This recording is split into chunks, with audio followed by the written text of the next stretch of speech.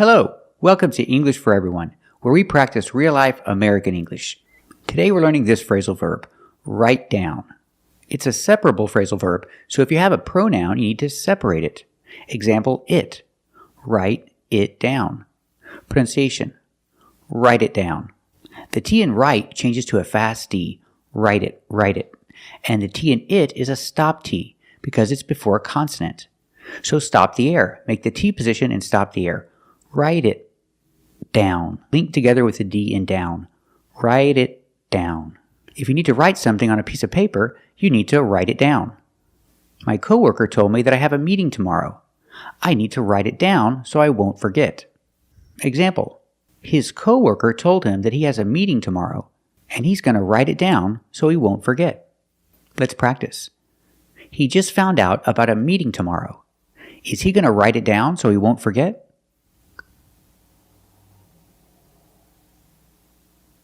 That's right, he's going to write it down so he won't forget. So we use it for one thing. What if you have more than one thing? Then we use the pronoun them. Separate the phrasal verb, write them down. Write them down. Pronunciation. The T in write is a stop T because it's before a consonant. So it's write them down. Write them down. He went to the meeting and they said, save your questions for the end of the speech.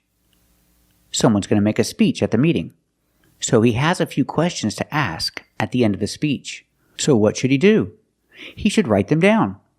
He should write them down so he won't forget. Let's practice.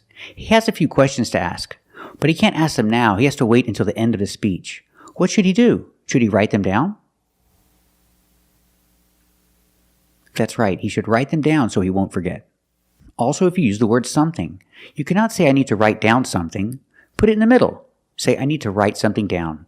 Give me a minute. I need to write something down. It's also separable in that case. So remember the phrasal verb, write down. With the pronoun it, write it down. With the pronoun them, write them down. Or if you say something, put it in the middle. I need to write something down. Today we're learning this phrasal verb, get rid of. What does it mean? It's similar to remove or eliminate. Pronunciation, get rid of. We see the T in get is a stop T. Get rid of. Link the sounds. Link the stop T to the R. Get rid of. The D in rid is a fast D. Get rid of. Example, when I moved to California, I had to get rid of all my furniture. I couldn't bring my furniture to California because I was traveling in a car. So I had to get rid of it. I had to sell it or give it to somebody. I had to get rid of all my furniture. And I did. I got rid of everything. Get in the past, got. I got rid of everything. I got rid of all my furniture. So I can say they. They had to get rid of all their furniture. And they did. So I can change the verb to the past. They got rid of all their furniture. They either sold it or gave it to somebody. But they got rid of it. So I use it as a substitution as a pronoun for a singular noun. Furniture is a singular noun. So I say they got rid of it. They got rid of everything. Let's practice. Did they have to get rid of all their furniture? That's right. They had to get rid of all their furniture. Did they do it? Did they get rid of everything? That's right, they got rid of everything. Let's practice with it. Did they get rid of it? That's right, they got rid of it. They got rid of everything. And these are my old shoes. I like my old shoes, but I don't wear them. They look old. But I want to keep them because maybe one day I'll wear them again.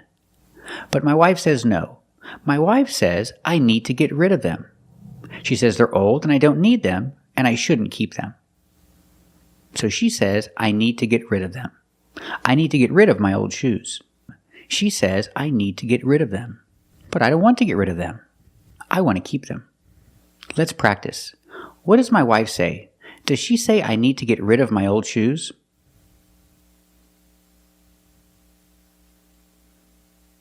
That's right. She says I need to get rid of my old shoes. But what do you think? Should I get rid of them?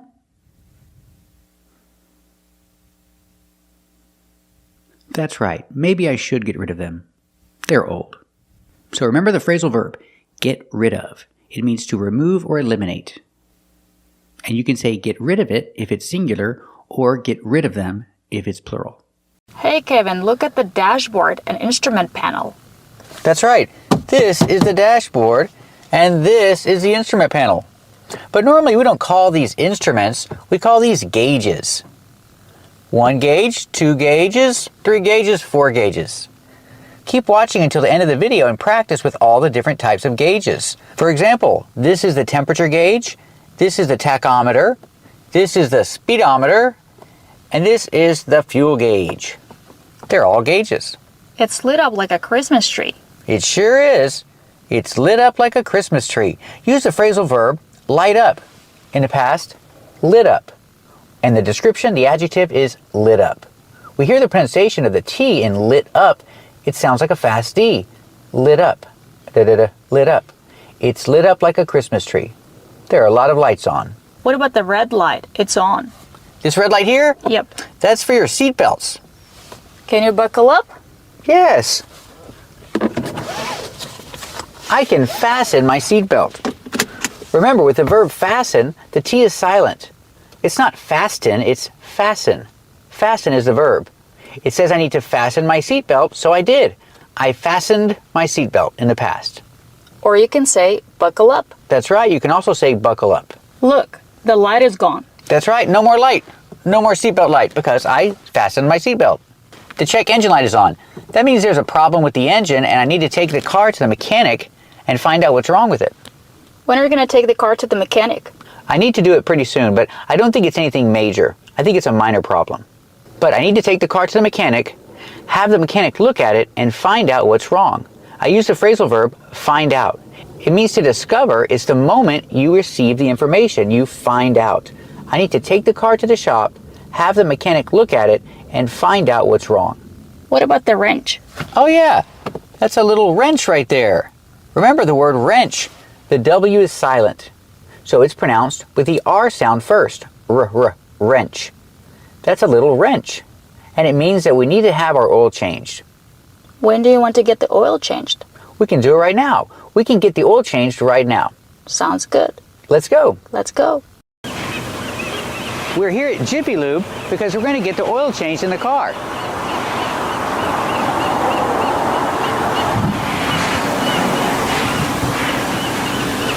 Are they working on the car right now? Yeah, they're changing the oil. So I say we're having the oil changed. Or you can use get. We need to get the oil changed. You can use the verb have or get for the structure. Have the oil changed or get the oil changed. Why do we have to use this structure? Well, it's when you pay someone to do a job. You don't do the job yourself. I can say I changed the oil, but I'm not going to change the oil. I'm paying someone to do it, so I use the structure. Have or get the oil changed. And the name of the place is Jiffy Lube. What does jiffy mean? Jiffy comes from the expression, if you do something in a jiffy. Do it in a jiffy means you do it fast. They're going to do this job fast. And lube is short for lubrication because oil is a lubrication. So it's called Jiffy Lube because they change your oil really fast. Is it expensive to get your oil changed here? A little bit, yeah. How long will it take? It won't take long. That's right. The question is, how long will it take? We use it to refer to time. I don't say how long will they take. I say how long will it take? How long will it take? It won't take long. They're going to do the job fast. That's why the name is Jiffy Lube. It's pronounced gauge. That's right. The AU makes a long A sound. Gauge. The long A, like in day, and say and pay. Gauge. The first G is a hard G sound, followed by the long A, gay, and the second G is the J sound, like in juice and jump. Together, gauge. You have one gauge and many gauges. These are gauges. You have gauges on your car, and you need to check your gauges while you're driving. It's important to check the gauges. And what's the most important gauge? Well, I think the most important gauge is the speedometer. Pronunciation, speedometer. The most important gauge, for me, is the speedometer because you're always checking the speedometer. You're always checking to see how fast you're going. You check the speedometer to see how fast you're going. That's the most important gauge. Let's practice. Do you need to check the gauges while you're driving? That's right, you need to check the gauges while you're driving. And what's the most important gauge? That's right, the speedometer is the most important gauge. Let's talk about different gauges. You also have this gauge. This is the temperature gauge. Pronunciation, tempera. Not temperature, but temperature. The TU makes a ch sound like chicken. Temperature. Remember, it's 3 syllables. Temperature. Not temperature, not 4 syllables, but 3. Temperature. This is the temperature gauge. This is the temperature gauge. And it's very important. It lets you know the temperature of your engine. It lets you know if your engine gets too hot. Because if it gets too hot, you can damage your engine.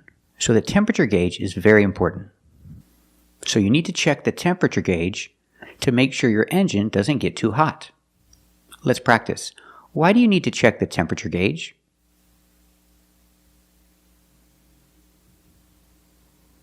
That's right, you need to check the temperature gauge to make sure your engine doesn't get too hot.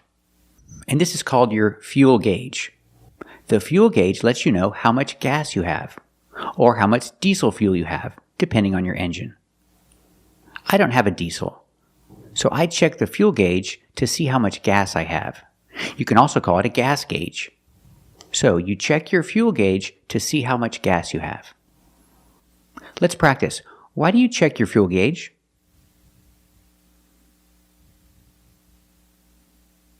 That's right, you check your fuel gauge to see how much gas you have. And this gauge has 2 names. You can call it a tachometer, or you can call it the RPM gauge. Let's call it a tachometer. With the word tachometer, the CH makes a k sound. K, k, tach, tachometer.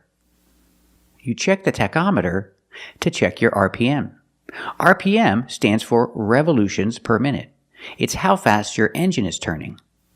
When you push the gas, the tachometer goes up. That's how fast your engine is turning. Again, RPM, revolutions per minute.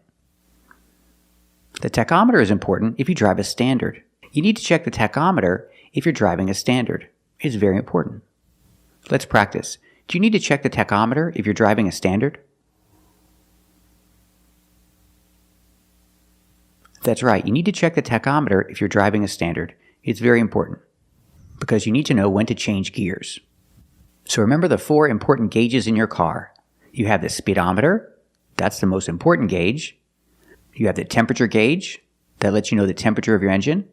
You also have the fuel gauge, that lets you know how much gas you have, or diesel fuel, depending on your car. And don't forget the tachometer, or the RPM gauge. That lets you know how fast the engine is turning. And remember the pronunciation, gauge. Use the long A sound. 1 gauge and 2 gauges. Make sure you check your gauges. So I gripped the wheel tighter, checked my gauges, and made my move. Every single gauge is broken. The gauge is starting to move. Look, Kate! I don't know. The auxiliary power's out, so the gauges don't work. And keep an eye on that number 3 engine gauge over there. You watch these gauges? Well, my gauges must be wrong. Today we're learning this phrasal verb, try on. It means to put on something to see if it's the right size, to see if it fits or not. You try on clothes and you try on shoes to see if it's the right size, or to see if they're the right size. And it's a separable phrasal verb, so if I use a pronoun, I have to put it in the middle. Example, it. If you talk about one thing, you use it. Try it on. But the T in it is a fast D because it's between vowels. So pronunciation, try it on. Try it on. So for example, she wants to buy the dress, but she's not sure if it's the right size. So what does she need to do? She needs to try it on. That's right, because dress is singular, I use the pronoun it. She needs to try it on. Let's practice. She wants to buy the dress, but she's not sure if it's the right size. So what does she need to do? That's right, she needs to try it on. Now let's talk about shoes. If you talk about shoes, there are two shoes, so we need a plural. We use them. Them is the pronoun for a plural noun. Talking about shoes, you say, try them on. She wants to buy the shoes, but she needs to try them on first. Pronunciation, try them on. Try them on. Let's practice. She wants to buy these shoes, but what does she need to do first? Does she need to try them on first? That's right. First, she needs to try them on. So remember, if you're talking about something singular, like a shirt, a jacket, or a blouse, say it. Try it on. But if you talk about something plural, like shoes, pants, or shorts, you have to say try them on. Today we're learning these two phrasal verbs, knock over and knock off. This is knock over. If I hit the cup and the cup goes like this, I knocked over the cup. Knock over. Knock in the past, knocked. I knocked over the cup. We hear the ED sound, knocked, making the T sound, knocked. I knocked over the cup. Knocked over. Example. The boy is telling a story. He said, the bird knocked over the bottle. The bird knocked over the bottle, the boy said.